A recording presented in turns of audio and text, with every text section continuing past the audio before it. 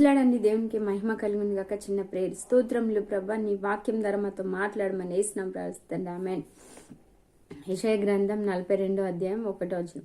ఇదిగో నేను ఆదుకొను నా సేవకుడు, నేను ఏర్పరచుకొనిన నా ప్రాణ ప్రియుడు. అవును, దేవుడు నేను 6 రోజులు ఫాస్టింగ్ ప్రేయర్ చేస్తున్నప్పుడు దేవుడు నాకు ఈ వాగ్దానం ఇచ్చిండు. పదే పదే ఇదే వాక్యం ద్వారా దేవుడు నాతో మాట్లాడింది, 7 వచనాల ద్వారా.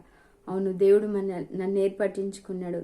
దేవుడు ఆయననే ఆదుకున్నట్టు, ఆయన తప్ప మరి ఎవరు ఆదుకోరు.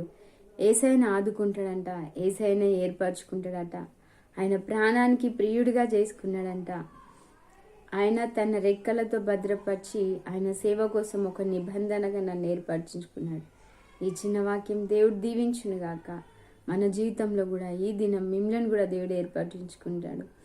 దేవుడు మీతో చెప్తున్నాడు, మిమ్మల్ని ఏర్పాటించుకున్న దేవుడు మీ అవసరతలు కూడా తీరుస్తాడు. చిన్న వాక్యం దేవుడు దీవించును. Praise lord.